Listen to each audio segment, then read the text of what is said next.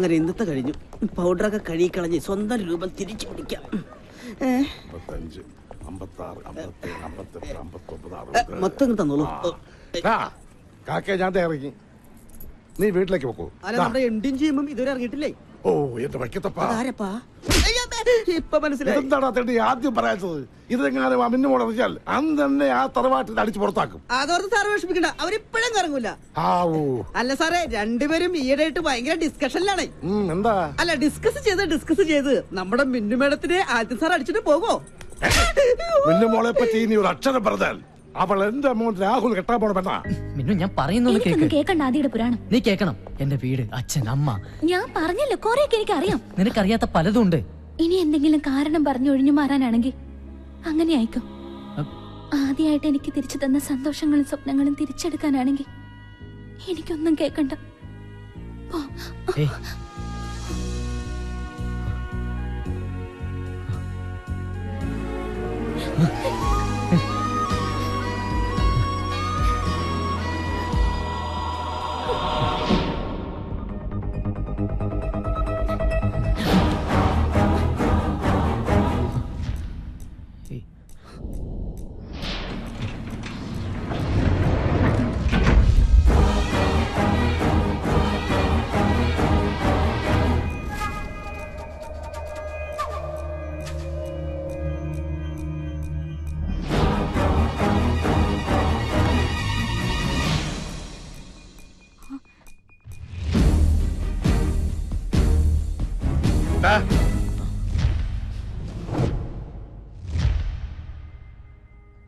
നിനക്ക് മിന്നുമോളെ ഇഷ്ടാണോ?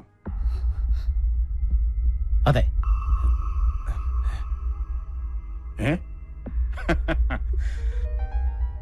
എന്റെ മനസ്സിലും ഇങ്ങനെ ഒരു ആഗ്രഹം ഉണ്ടായിരുന്നു.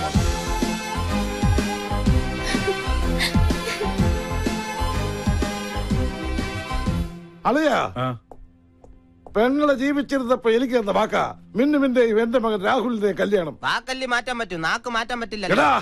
എന്തായി അറിയാ, ആദിത്യനും ലക്ഷ്മിയും വന്നതിന് ശേഷമാണ് നഷ്ടപ്പെട്ടു പോയ എന്റെ മോളുടെ കളിയും ചിരിയും എനിക്ക് തിരിച്ചു കിട്ടിയത്. എന്റെ മോളുടെ സന്തോഷമാണ് എനിക്ക് വലുത്. അതുകൊണ്ട് ഇവരുടെ കല്യാണം നടത്താൻ ഞാൻ തീരുമാനിച്ചു.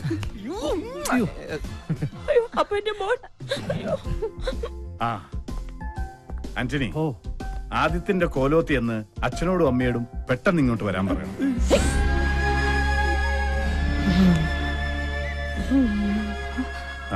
അന്നിങ്ങ് വന്നേ. അതെ, ഈ കല്യാണം കഴിഞ്ഞിട്ട് വേണം നമുക്ക് എത്രയും പെട്ടെന്ന് ഞാൻ പറഞ്ഞ കാര്യം തീരുമാനിക്കാൻ.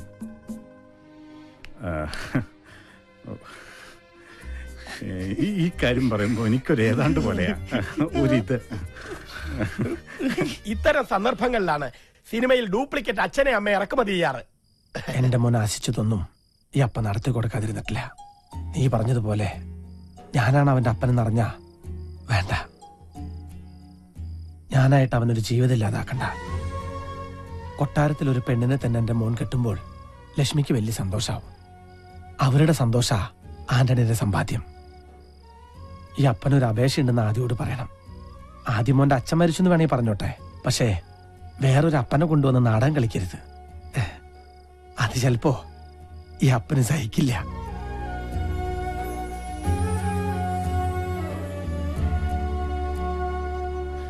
ഞാൻ തടഞ്ഞില്ല. തടഞ്ഞാലും ആന്റണിച്ച് നിൽക്കില്ലെന്ന് എനിക്കറിയാം.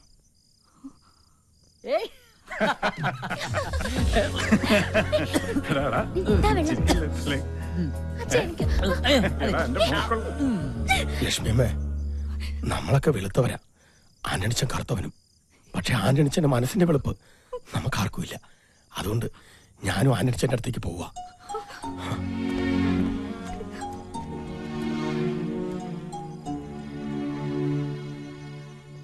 ലക്ഷ്മിയമ്മേ, ലക്ഷ്മിയമ്മ എന്നും എന്റെ ആദിയുടെ ഒപ്പം ഉണ്ടാവണം. എവിടേക്കും വിടില്ല ഞാൻ എന്റെ ലക്ഷ്മിയമ്മേ. ലക്ഷ്മിയമ്മേ, എന്താ പറ്റി? ഒന്നുമില്ല മോളെ, മോടെ സ്നേഹം കണ്ടപ്പോ. ഈ ലക്ഷ്മിയമ്മ എന്താ ഇങ്ങനെ കുട്ടികളെ പോലെ?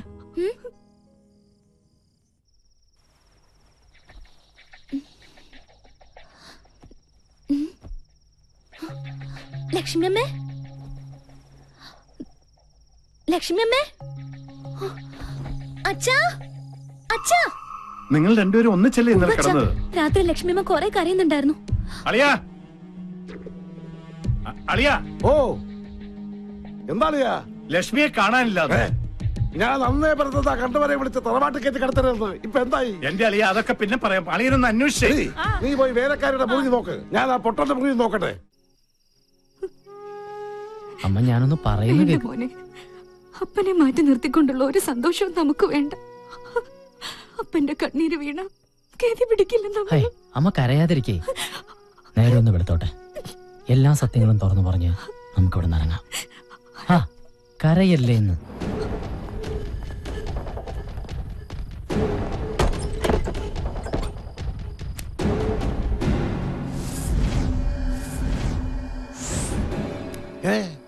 പൊട്ടനെ കാണാനില്ലല്ലോ.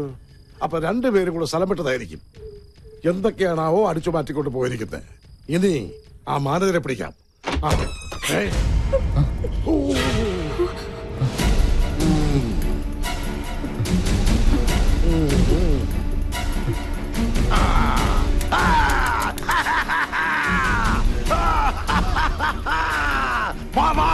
എല്ലാരും വേഗം വാ. അച്ഛനും മകളും കൺകുളിർക്കെ കാണാൻ. ഇനിയെങ്കിലും ഈ മാധവർമ്മ പറയുന്നു ഒന്ന് വിശ്വസിക്ക്.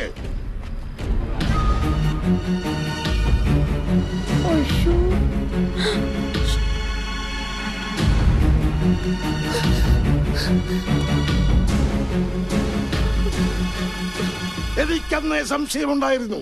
കോലത്തെ അടിച്ചു തളിക്കാർ ഇവിടെ തന്നെ എത്തണമെങ്കിൽ തമ്പുരാൻകുട്ടിക്ക് ഇവളുമായി എന്തോ ശരിയല്ലാത്ത ബന്ധമുണ്ടായിരുന്നു. വേണ്ട, ഇനി എന്നെ അങ്ങനെ വിളിക്കരുത്.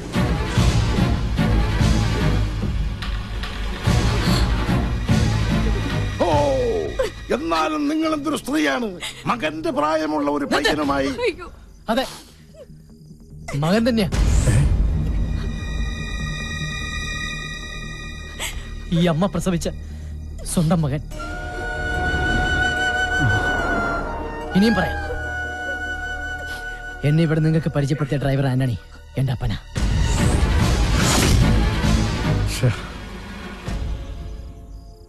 എന്താ എല്ലാരും നോക്കിരിക്കുന്നേ? അടിച്ചിറക്കടായി തള്ളേ മോനെ.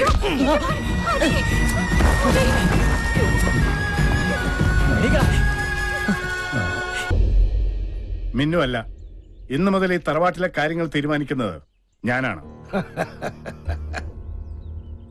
അളിയാ, ഓ, രാഹുലിനോട് എത്രയും പെട്ടെന്ന് പുറപ്പെട്ടു വരാൻ പറയണം. മിന്നുവിന്റെയും രാഹുലിന്റെയും വിവാഹം നമുക്ക് ഉടനെ നടത്താം. എന്റെ ഈശ്വര, എന്റെ പ്രാർത്ഥന കേട്ടു. ഇന്ന് ഉച്ചയ്ക്കുള്ള ഫ്ലൈറ്റിൽ രാഹുൽ ഇങ്ങെത്തും. എത്തിയാലുടൻ തന്നെ അമ്മാവൻ രാഹുലിനെ കൊണ്ട് മിന്നുവിന്റെ കഴുത്തിൽ താലി കെട്ടിക്കും. അങ്ങനെ സംഭവിച്ചാൽ മിന്നു ഒരു പക്ഷേ ഒന്ന് പറഞ്ഞു കൊടുക്കണോ? വാ തുറന്നു. ഓ, നിനക്കതിന് സംസാരിക്കാൻ പറ്റില്ലല്ലോ. പാവം, വാ തുറക്കാൻ പറ്റാത്ത ഊമ. ആദി, രാഹുൽ കൊട്ടാരത്തിലെത്തരുത്. എല്ലാം അറിഞ്ഞുകൊണ്ട് തന്നെ മിന്നു നിന്റെ കൂടെ ഇറങ്ങി വരാൻ തയ്യാറാണെങ്കിൽ പിന്നെ നീ എന്തിനാ മടിക്കുന്നത്? എടാ ആദിത്യ, കണ്ടില്ലേ? എടാ, നിനക്ക് മിന്നുവിനും വേണ്ടി ഒരു പൊട്ടം വരെ സംസാരിച്ചു തുടങ്ങിയിരിക്കുന്നു. ഇനി എന്തോന്ന് നോക്കാനടാ. വാ പോവാം. ഇല്ല, അതെല്ലാം ഞാൻ മറക്കാൻ ശ്രമിക്കുന്ന കാര്യങ്ങളാ. ഇനിയെങ്കിലും അപ്പന്റെ ആഗ്രഹത്തിനൊത്ത് ജീവിക്കണം. എന്റെ മുന്നിൽ ഒറ്റ ലക്ഷ്യമുള്ളൂ, ഞാനായിട്ട് വരുത്തി വെച്ച കടങ്ങളൊക്കെ തീർക്കണം. ഇനിയും കടക്കാരുടെ മുന്നിൽ ഇങ്ങനെ ഒളിച്ചു നടക്കാം. പീതാംബര വരുന്നുണ്ട്. കാശ് കൊടുക്കാനുള്ളവരാന്ന് തോന്നുന്നു. സ്റ്റാൻഡ് വിടാം. ഓഹോ, ഇങ്ങോട്ടാണല്ലേ? എന്നാ പിന്നെ ഇനി ഓടിയേക്കാം. എയർപോർട്ടിലേക്കല്ലേ? അതെ അതെ, നീ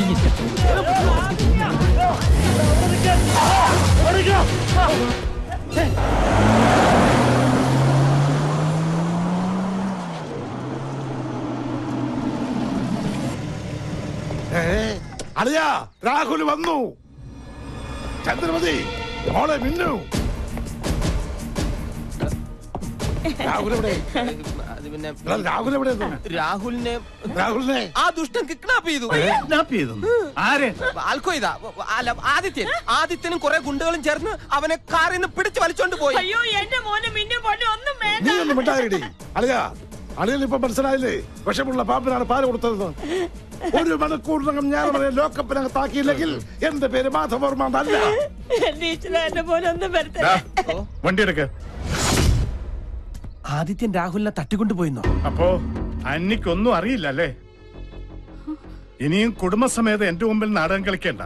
നീയും നിന്റെ മകനും ചേർന്ന് എന്തൊക്കെ ശ്രമിച്ചാലും എന്റെ മിന്നുമോളെ ഈ ജന്മത്തിൽ അവന് തരില്ല. കർത്താവാണ് സത്യം. ഇതൊന്നും ഞാൻ അറിഞ്ഞിട്ടല്ല. ഞാൻ കേട്ടത് ശരിയാണെങ്കിൽ രാഹുലിനൊരു പോറല് പോലും ഏൽപ്പിയാത്ത തറവാട്ടിൽ ഞാൻ എത്തിക്കും. ഇത്രയൊക്കെ അനുഭവിച്ചിട്ട് നമ്മുടെ മോൻ പഠിച്ചില്ലെങ്കിൽ സാറ് വണ്ടി എടുക്ക്.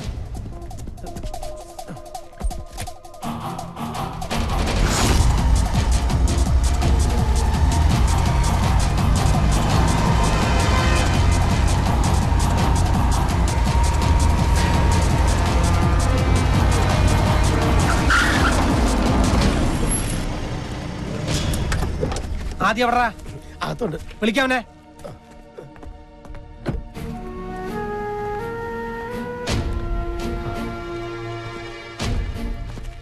നീ ഞങ്ങൾക്കൊരു സമാധാനം തരില്ലല്ലേ?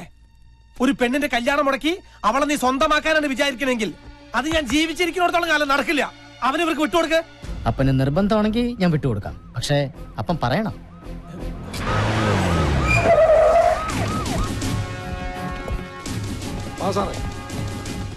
സാറേ ഇവരെ രണ്ടിനെ പിടിച്ച് അകത്തോട്.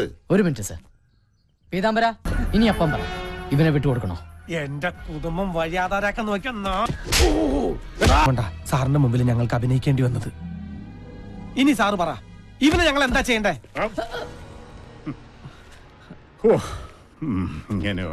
മിന്നു പറഞ്ഞിട്ടാ ഞാൻ ഇങ്ങോട്ട് വന്നത്. പക്ഷെ ഇങ്ങനെ ഒരു ഫ്ലാഷ് ബാക്ക് ഉള്ള കാര്യം എനിക്ക് അറിയില്ല. അവന്റെ ഒരു ഫ്ലാഷ് ബാക്ക് വണ്ടി ഇടാ.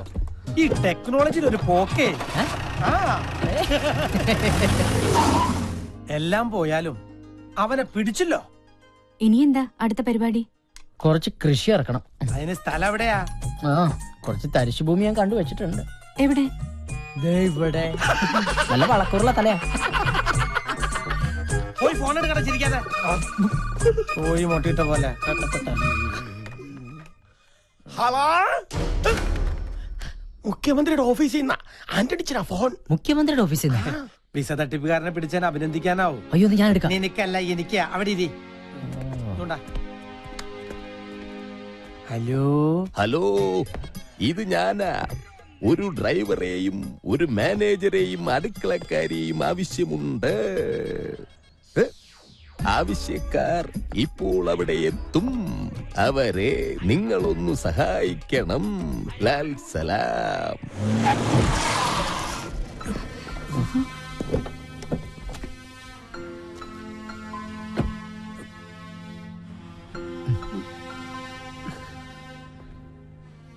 സംശയിക്കട്ട, ആവശ്യക്കാരൻ ഞാൻ തന്നെയാ. ആന്റണി, മഞ്ജുളം വിളിച്ചത് ഞാൻ പറഞ്ഞിട്ടാ. സാറേ, ഇനി എന്തായാലും ആ വേഷം കെട്ടാൻ ഞങ്ങളില്ല. വേഷം കെട്ടണ്ട, പരസ്പരം അറിഞ്ഞ് ജീവിച്ചുകൂടെ? അന്നേ, ഞാനിപ്പോ ജോലിക്കാരെ തേടിയല്ല വന്നത്. എന്റെ മോളെ ഒരിക്കലല്ല പല തവണയാണ് ആദിത്യൻ രക്ഷിച്ചത്. ആന്റണിയുടെയും ലക്ഷ്മിയുടെയും നിറഞ്ഞ മനസ്സോടുകൂടി തന്നുകൂടെ ആദിത്യനെ? എനിക്കല്ല, എന്റെ മോക്ക്. മോളെ,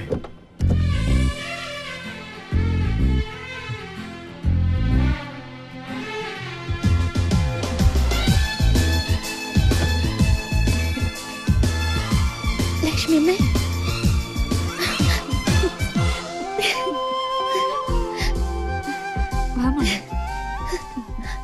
വലതുകാലി വെച്ച് കേറിക്കോളൂ. സാർ, ഇനി ആ സാറ് വിളി വേണ്ട ആന്റണി. നമ്മള് ബന്ധുക്കളാകാൻ പോവല്ലേ. ഒന്ന് ചേർത്ത് പിടിക്കടോ. എടോ പിടിക്കാൻ. ആന്റണി, ആ മറ്റേ കാര്യം ഇനി ലക്ഷ്മിയോട് പറയട്ടെ കേട്ടോ. പറ്റിപ്പോയി. കാര്യങ്ങളെല്ലാം ഞാൻ അറിഞ്ഞു. ഒരു സ്നാപ്പിൽ ഒതുങ്ങുന്ന നല്ല ജീവിതം. എങ്കിലും ഒരു സ്നാപ്പ് ഒന്ന് അറേഞ്ച് ചെയ്ത് നിന്നേ. ഇനി വന്നേ വാ. ഇവിടെ നിന്ന്. അപ്പന്റെ മോളിന് വന്നേ അപ്പൊ ഞാനിവിടെ നിൽക്കണ്ട. ഇവിടെ നിന്നാ. ഒരിതുമില്ല, ചുമ്മാ ഒന്ന് പോവാൻ. ആരടിച്ചാ ഈ ഫോട്ടോ കളർ വേണോ അതോ ബ്ലാക്ക് ആൻഡ് വൈറ്റ് വേണോ? അപ്പൊ പറഞ്ഞ പോലെ ബ്ലാക്ക് ആൻഡ് വൈറ്റ്.